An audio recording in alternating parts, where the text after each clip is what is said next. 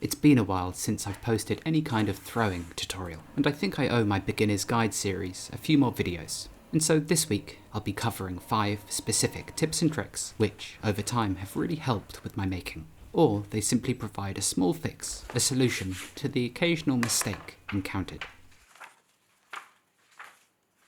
I try to keep notes over time whenever I think of one of these, and other times I think these are simply tips that really need to be enforced or spoken about a lot when you are a beginner just learning the craft. These 5 tips are all focused around the wheel, and they're often the kinds of things that I was never truly told when I first started, but when thinking back about them, they've become completely crucial and sort of foundational to many of my personal throwing practices.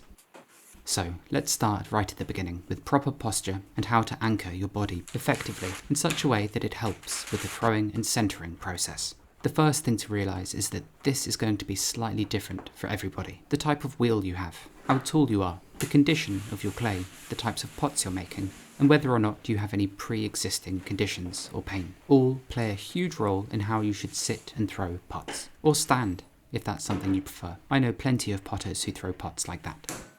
First though, apologies and thanks. Sorry for all the boxes you'll see littered behind me in this video, and thank you to everybody who happened to make a purchase in my last online shop restock. They've all been picked up and they're on their way to you now.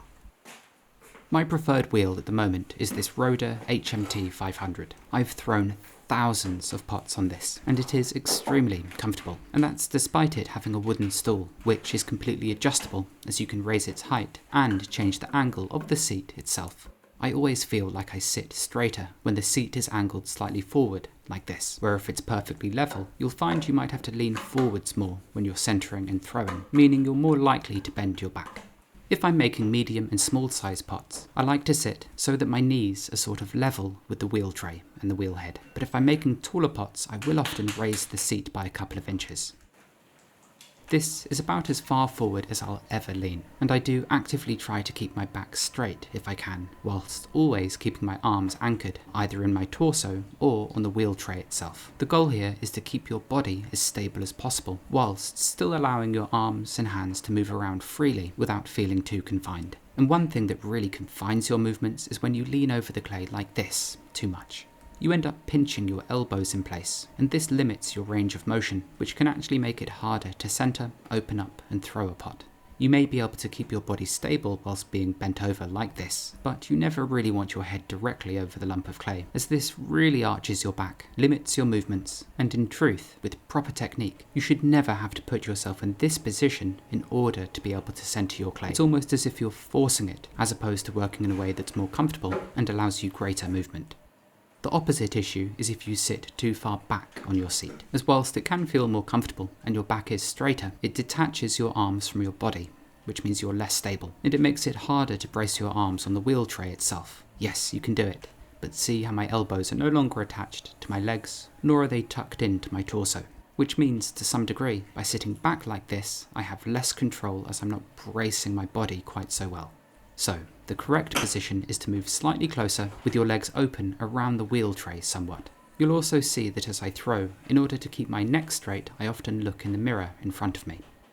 This provides a perfect side view of the clay itself, which actually provides me with more information as compared to bending my neck forwards and viewing the lump of clay from above. This stops me from hunching over too much, and it stops me from hurting my neck, which can happen if I throw for hours on end with my head arched downward, like so. A bonus tip is that I always keep a bucket of water directly to my left. In here, I wash my hands with a sponge first, before drying them off with a towel, as this keeps the towel that I dry my hands with from becoming encrusted with clay, and therefore very dusty. It's also in here that I wash my tools, and I use the water to keep the wheel tidy, all in an effort to keep less clay going into the sink and into the clay trap. As you work on the wheel, together with keeping your arms braced by pushing them into your torso, whenever you're able, it's also worth pushing them against the plastic wheel tray. Combined with an elbow tucked into your waist and with that arm braced on the plastic, and with a small amount of your upper body weight pressed onto this arm, it's possible to create a very strong anchor, especially when you line up the bones of your arm with the center point of the piece of clay. It's all about stability at the beginning. As if the clay is wobbling around a little bit and you don't have this support, then the likelihood is that the clay's movement will influence your arms and you'll have less control. And this is precisely what happens if you don't properly anchor your arms. You never want your elbows poking outward, like so, floating, as in this position. The only way to get clay properly centered is to squeeze it, which uses an excessive amount of strength. Yet, if you properly anchor yourself, then you actually end up using less strength, and it's more about utilizing your body weight and the rigid structures you can create with your skeleton, arms, and hands. Lastly, you want to make sure your pedal is at the correct position. This again you can raise up if you need to. It's just important that you feel comfortable, essentially, and that you aren't stretching too much. There are times where you have to use more force, especially with larger amounts of clay, but for small lumps like this, provided the clay isn't too hard, you should never feel as if you're straining too much, nor should your body be contorted or uncomfortable as you center and throw the pots. The second tip is all about not supporting the clay properly when you're opening it up. After you've formed the centered lump of clay, it's a very common mistake as you're opening it up to create a brand new undulation and wobble in the walls, which sort of undoes all the hard work you've just done centering. The key here is to keep the lump of clay supported from the outside as it's being opened up. It's almost as if I'm centering the walls as I stretch out and widen the base. In essence, I'm bracing the walls throughout this entire process, and as I do that, I'm pressing my wrists down against the wheel tray in order to add stability. And like I mentioned in the previous tip, the last thing you want is for these arms to be floating or unsupported, as that's when things begin to go wrong. Even as I compress and thin out the base, you can see how I keep my right hand clasped around the spinning clay to keep it both under control and to keep the walls from splaying out too much. If the walls are slightly off centre, you can even collar them in like so, whilst compressing them from the top, to rectify any movement there might be in the clay. And typically, my aim when opening and forming the base, for anything that isn't a bowl, is to create a very flat bottom, and with walls that project almost vertically, essentially creating a right angle between the two. By doing this, I don't trap any excess weight in the lower section of this pot, which happens if the base portion itself is really curved. It's by allocating the clay into the correct position at this early stage, which makes pulling up a more evenly walled pot much easier hereafter. Now, let's look at the opening techniques to avoid. By the way, if you feel like your hand is jittering up and down like so as you're centering, it can be because there's an uneven layer of clay underneath your hands that's bumping your hand up and down as the clay spins around. And of course, it's very difficult to center the clay if your hands themselves are not totally stable. So, if when you find center, you're doing something like this, say with 2 fingers held floating, or your thumbs, like so, without any support around the lump of clay itself, then you'll find that as you open up, not only will you have to use far more pressure with your digits, but without that support around the outside, as you're widening the lump of clay, there's a much greater chance that the piece will come off center, as one side of the wall will splay out too much, overhanging more than it should, and creating a rather severe undulation that then affects the rest of your piece. And whilst you can brace your arms on the wheel tray when doing this, you can see that 80% of my hands are still going unused when they could in fact be wrapped around that spinning lump of clay to add stability. And there's a point, normally, when you're opening up that the walls become thin enough, it loses the strength it had when the walls were thicker, and a subtle undulation like so is created. You can see that in my attempts of trying to do this with just 2 digits, to demonstrate how I'm struggling to not simply just engage the rest of my hands in order to support it. That's how alien it feels to me. This is the worst technique, and you can see how my thumbs are shaking as I'm having to apply so much pressure with them, as no other portions of my hands are there to back them up and support them. I think it's a bit like trying to open a jar, but by only using your fingers, when in fact you should be gripping it with your entire hand, and you end up twisting with your wrist and arm and shoulder too. And you can see how everything sort of works together in unison when it's done properly. I even connect my hands at the back with a thumb, and those 3 fingers of my left hand are kept practically wrapped around the outside the entire time. Fundamentally, the more contact you're able to make, the better. The next tip is all about using a sponge versus your fingers in order to lift up the clay when you're pulling up the walls. I often just use my knuckle, but I often use a sponge too, and I think the most important thing to realise is that you shouldn't become reliant on either, as in actual fact they're quite situational. I tend to use a sponge if the clay feels especially hard, for instance, or if I'm working with larger amounts of clay where I need to affect more surface area. And even with the new bowl forms I create, as I have to apply so much pressure into such a small spot, doing this with just my knuckle would dry the clay out very rapidly, but by using a sponge I can keep the area wetter as I press in, which helps to keep everything consistent. It's an extension of your hand, really, and if it's something that you genuinely find helpful, then you should pursue it. But I think it's also just good to know how to do it using just your hands. You don't want to stifle your skills in the long term, or to not be able to throw a pot if you're suddenly without one. For a long time, I used a scrap of sponge like this when throwing, but as you can see, it's starting to disintegrate, and it doesn't fit around your hands in the same way this really brilliant mud tool sponge does. I can wrap this easily around my knuckle and use it as an extension like that. I also soak it in water before I begin using it. This way, if I'm pulling up the walls of a pot, it keeps that pull hydrated from bottom to top, helping me to work the clay a bit more consistently. There are some downsides of using a sponge though, and that's that it lessens your sensation when touching the clay itself. There's a slight disconnect, and I think getting too accustomed to that isn't necessarily a good thing, as ultimately learning how to make pottery is all about figuring out the material limits of the clay you're using. And thus, if there's something that's constantly in between you and the material, then I think you are missing some intrinsic connection with the clay itself. I tend to use them when the need calls for it, but I may also have days where I throw with nothing but my fingertips. I think on the whole, using a sponge encourages you to use more water than you potentially should, thus weakening the clay faster.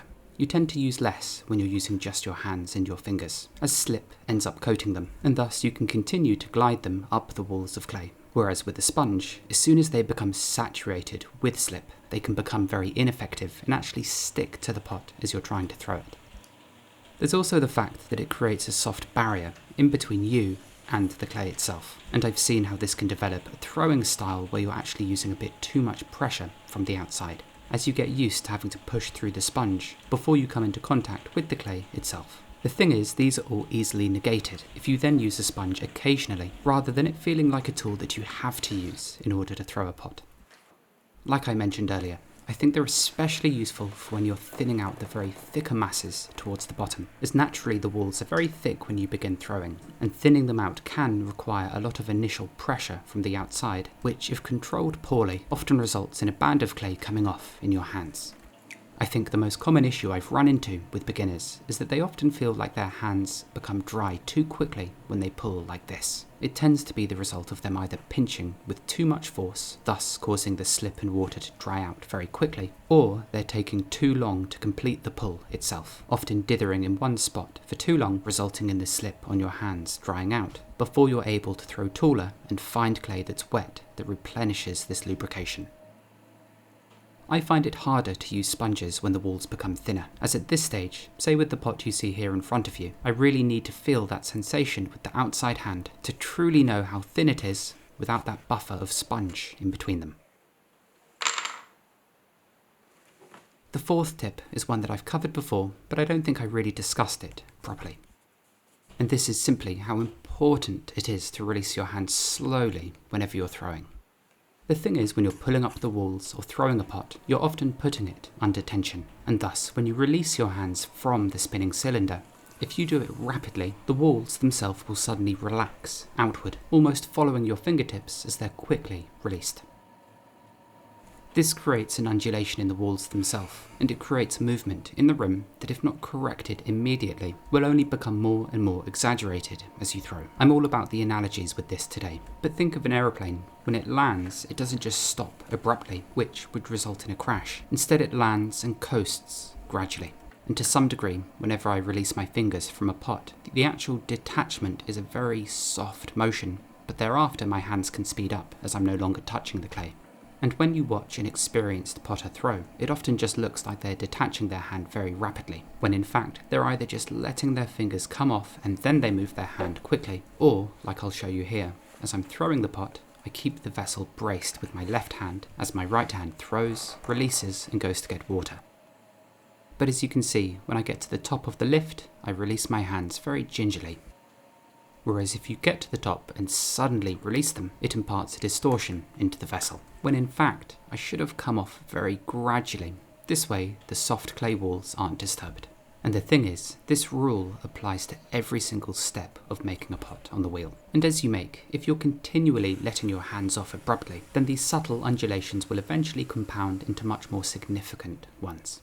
Meaning you can start off with a lump of clay that's been centered perfectly, and by the end of the process you have a pot that's wobbling all over the place. By the way, this idea also extends to how you release the tools from the clay. and if I were to very suddenly detach this rib from the stoneware, it could easily create a disturbance in the walls.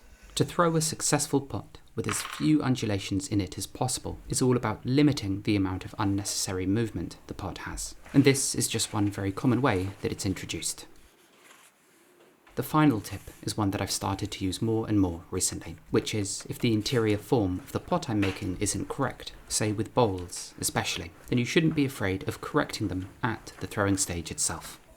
The thing is, with bowl forms, the interior form is actually really important, as it dictates how thinly you can trim the pot once it's been turned upside down. Thus, if your interior shape is inconsistent from pot to pot, then this means you can't actually turn the exterior the same from piece to piece, which, if you're making say 50 or 60 bowls, all of which have interior forms that are different from one another, then it means when it comes to turning them, you're having to constantly adjust how much you can trim away, dependent on that specific pot itself. This results in a process where you're having to check every single pot you make, which can massively complicate the process of turning all those pots. Whereas if that interior form is consistent from piece to piece, then it means your turning will be more consistent too, as fundamentally you're dealing with a shape that's more similar time and time again.